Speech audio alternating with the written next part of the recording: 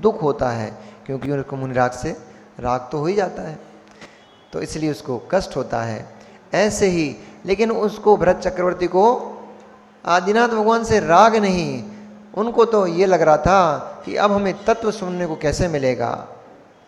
आप लोगों को खाली खाली लगता है फिर कि अब अरे इस समय हम आहार कराने जाते थे, अरे इस समय हम प्रवचन सुनने जाते थे, अब क्या करें, अब क्या करें इस समय में। ऐसे उनको भी लग रहा था। बहुत दुख से भरे हुए भी भरत चक्रवर्ती और पिता के मोक्ष हो जाने पर पुनः अपने धर्म कर्म आदि कार्यों में लग गए और राज आजा का संचालन करने में पुनः लग गए।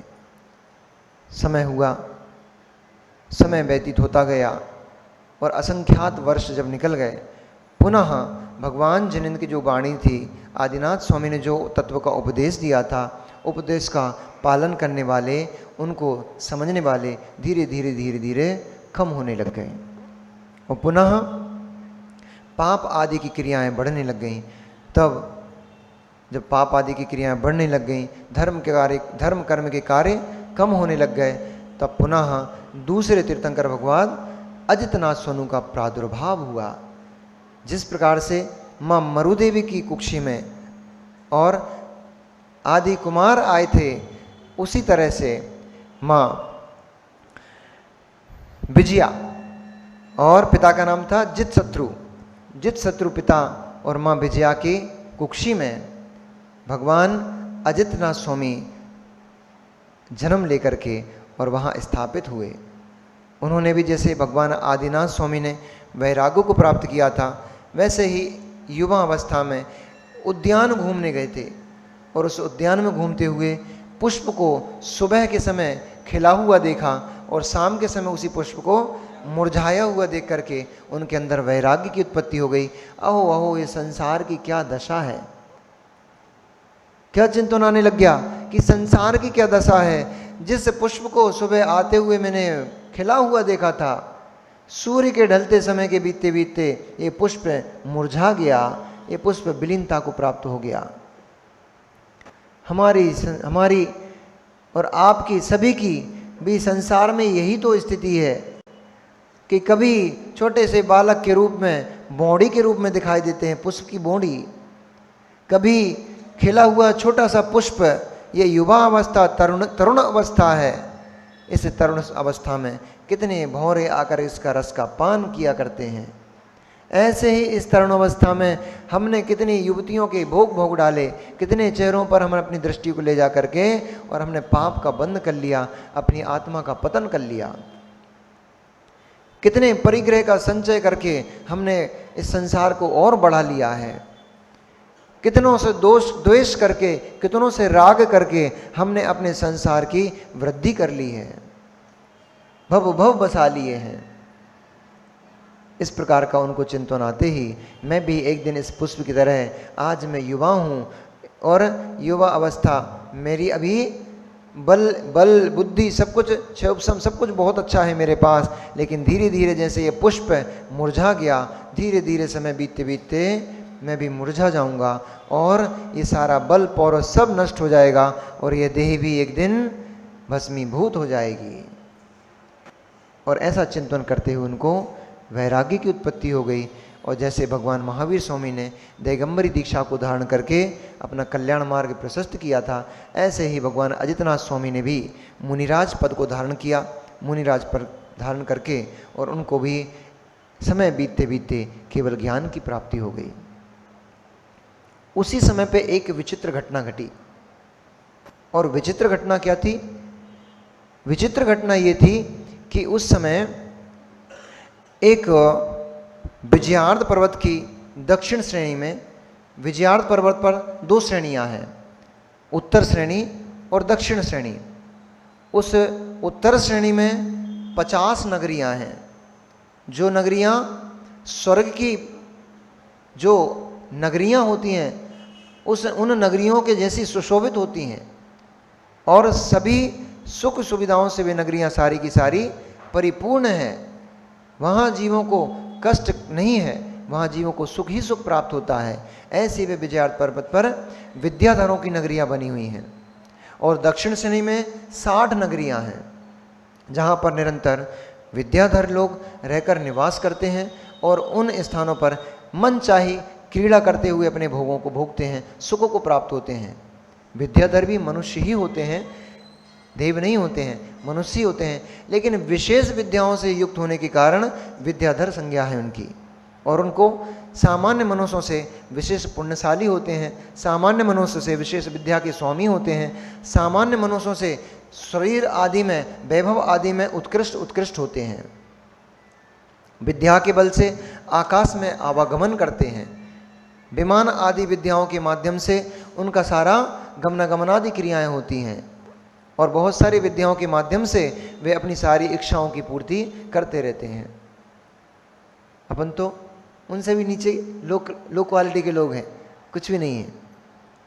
और जो विद्याधार नहीं होते, ऐसे सामान्य मनुष्य भूमि गोचरी कहलाते हैं, क्योंकि उनका विचरण भूमि पर होता है और विद्याधरों का विचरण आकाश में होता है। वे हमेशा आकाश मार्ग से ही आते जाते हैं, भूमि मार्ग से बहुत कम आते जाते हैं, इसलिए उनको आकाश मार्गी भी कहा जाता है, विद्याधर कहा जाता है। ऐसे वे विद्याधर। एक बार विजयाद पर्वत की दक्षिण श्रेणी में चक्रवाल नाम का नगर था। वहाँ चक्रवाल नाम की जो नगर था, हाँ इस बीच में एक चीज़ और रह गई कि जब भगवान अजितनाथ का शासन था, उसी समय में उनके चाचा, जिनका नाम जित शत्रु था, जिनका नाम विजय सागर था, और विजय सागर की पत्नी सुमंगला थी, उन सुमंगला और विजय सागर के पुत्र उत्पत्ति हुई, यानी अजितनाथ भगवान के चाचा के पुत्र उत्पन्न हुआ। और वो पुत्र कौन था? कौन था? सगर चक्रवर्ती, द्वितीय चक्रवर्ती सगर चक्रवर्ती। अब ये भी पुण्य का नियोग होता है। लोग यदि इसमें ईर्ष्या करें तो ये लोगों की अपनी बुद्धिहीनता है, पुण्य क्षीण है। लोगों इसमें ईर्ष्या करें कि आदिनाथ के चक्रवर्ती पुत्र हुए, आदिनाथ के कामदेव पुत्र हुए, ये इनके अजितनाथ भगवान के सगर चक्रवर्ती हो गए, ये चक्रवर्ती हो गए। मतलब सारा का सारा व्यवस्था बड़े आदमियों के पास ही है, परिवार वालों के पास ही रहती है सब व्यवस्था। एक ने तीर्थंकर पद ले लिया, एक को चक्रवर्ती बना दिया, एक को कामदेव बना दिया, तो ये सब पार्शलिटी होती चलती रहती है, ऐसा बोलते हैं लोग। ये भेदभाव होता है, भेदभाव तो है, बहुत बड़ा भेदभाव है, भेदभाव तो है, वो छोटा मोटा नहीं, बहुत बड़ा भेदभाव है कि आपने ऐसा पुण्य कर्म का आश्रव नहीं किया, आपने ऐसा कोई कार्य ही नहीं किया जिससे कि आप ऐसे तीर्थंकर के, जहाँ तीर्थंकर प्रकृति के बंधक कोई राजा के यहाँ जन्म लेते, किसी चक्रवर्ती के यहाँ जन्म लेते, किसी बड़े बड़े राजा महाराजाओं बलभद्र नारायण पृथ्वीनारायण आदि के घर में तुम जन्म लेते, ऐसा कहाँ पुण्य तुमने किया? पुण्य ही ऐसा किया था कि नाली पे बनी झुग्गी में जन्म लेना पड़ गया। अब क्यों किसी को दोष देते हो? कर्म ही ऐसे किए थे कि नाली पे बनी हुई झुग्गी में जन्म लेना पड़ा। अब क्यों महलों में रहने वालों को दोष देते हो? क्यों उनसे ईर्ष्या भाव रखते हो? अरे उन्होंने मुनिराजों को दान दिया था, आहार दिया था, उन लोगों ने जिन मंदिरों की स्थापना की थी, उन लोगों ने जिन प्रतिमाओं की स्थापना की थी, उन लोगों ने सैकड़ों सैकड़ों हजारों हजारों लोगों को तीर्थों की यात्राएं कराई थी, उन लोगों ने दान दिया था, पुण्य किया था, गरीबों पर करुणा बरसाई थी, वो पुण्य का बंद किया था, इसलिए आज माला माल है। और तुमने तो दूसरों का द्रव्य भी छीन छीन कर अपने घर में रख लिया था। तुमने तो अपने घर परिवार के लोगों को तक नहीं छोड़ा, उनसे भी धन संपत्ति का हरण करके अपने अंडर में अपने हाथों में ले लिया था। वो पाप कर्म किया तो पाप कर्म का उदय आएगा कि नहीं आएगा? तब तो बड़ा अच्छा लग रहा था, मैंने इनसे संपत्ति छीन के पूरी अपने हाथ में ले ली संपत्ति, मैंने अच्छा किया कि इनको धोखा दे दिया, मैंने इनके साथ छल करके इनका काम बिगाड़ दिया, बहुत अच्छा किया। ये तब तो बहुत सुंदर लग रहा था, लेकिन उस समय जो कर्म का बंध हो गया था वो तो दिखाई नहीं दे रहा था। आज उदय दिखाई दे रहा है, तो अब क्यों आंसू बहाते हो, अब क्यों रोते हो कि मेरे साथ बहुत बुरा हो रहा है? कुछ भी बुरा नहीं हो रहा है, कुछ भी बुरा नहीं हो रहा है। मां ना किसी के साथ अच्छा होता और ना किसी के साथ बुरा होता, कुछ भी किसी के साथ अच्छा नहीं होता, किसी के साथ बुरा नहीं होता। जो मैंने ही किया था वही उदय में आकर के शुभ रूप दिखाई दे रहा है, संपत्ति रूप दिखाई दे रहा है, आज्ञाकारी पुत्र पुत्रियों को रूप दिखाई दे रहा है। अब कोई कहे हमारे बेटा बेटियां हमारी सुनते ही नहीं महाराज जी, हम बोलते हैं पूरब की, वो जाते हैं पश्चिम में। हम बोलते हैं भैया थोड़ा धर्म कर लो, उनका मन ही नहीं लगता। हम बोलते हैं भाई चलो मुनिराजों को दान दे के आते हैं, वो पार्टी में जाने का मन करते हैं। हम बोलते हैं भैया चलो कुछ अच्छा काम हो रहा है, प्रवचन चल रहा है, चलो प्रवचन सुनाते हैं, उनका मन म्यूजिक सुनने में लगता है, गाने सुनने में लगता है। क्यों है ऐसा? तो रोने की आवश्यकता नहीं है भैया, रोने की बिल्कुल भी आवश्यकता नहीं है। इसलिए एक तो आपने ऐसा पाप कर्म का बंध किया कि ऐसी लक्षणों से युक्त संतान आपके घर में आई है। बड़े बड़े धर्मात्माओं के यहां भी पापी जीव उत्पन्न हो जाते हैं, पर वो भी पाप कर्म के निमित्त है। पुण्य कर्म के निमित्त से कभी, पुण्य कर्म के निमित्त से कभी ऐसी संतान उत्पत्ति नहीं होती कि जो आपको क्लेश दे, कष्ट दे। पाप कर्म के निमित्त से ही ऐसी संतान की उत्पत्ति होती है जो आपको त्रास देती है। मिल्लो श्रेणिक से, मिल्लो श्रेणिक से कुणिक कहां उत्पन्न हुए थे? कुणिक कहां उत्पन्न हुए थे? सैनिक जैसे सम्यक दृष्टि धर्मात्मा जीव के यहाँ कुणिक जैसे जीव आ गए थे, जो अपने ही पिता को उठा करके पिंजड़े में कैद कर दिया था और इतना त्रास देता था, इतना त्रास देता था कि अंत समय में तो कुणिक को आते देखकर ही राजा ने तलवार से अपनी गर्दन काट ली।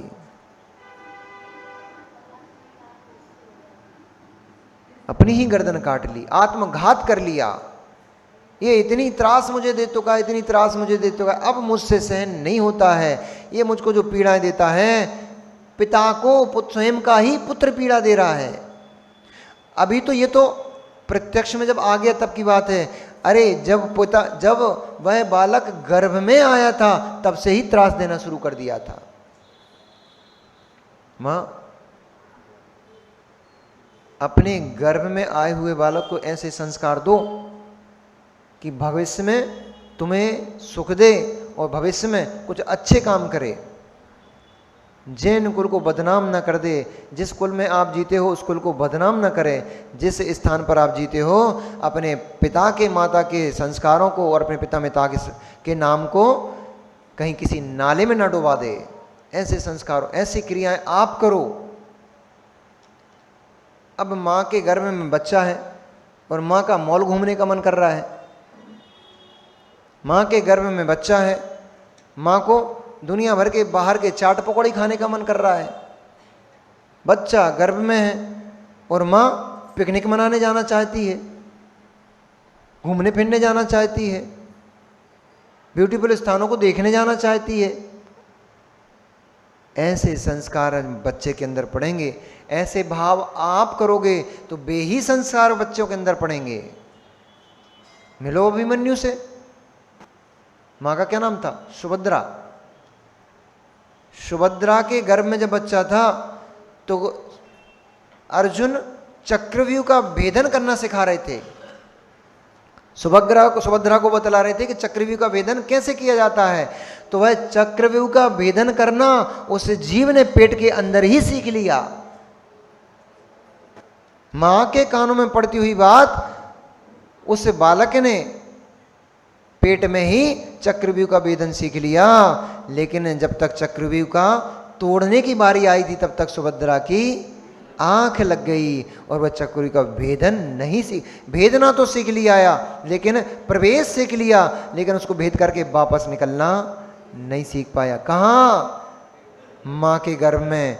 अब सोचो कि जब चक्रव्यूह का प्रवेश करना, भेदन करना वह जीव पेट में सीख सकता है, गर्भ में सीख सकता है, तो अब आप यदि जब बच्चा गर्भ में है तब लड़ाई झगड़े और कसाई के संस्कार अपने अंदर डाल रहे हो तो बच्चे के अंदर कौन से संस्कार पड़ेंगे?